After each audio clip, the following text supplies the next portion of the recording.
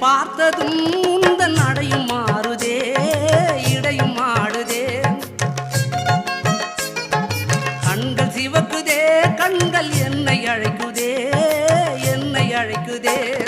பாசத்தோடு கடிதம் ஒன்று எழுதி தரட்டுமா என் இதய வாசல் உனக்கு மட்டும் திறக்க சொல்லட்டும்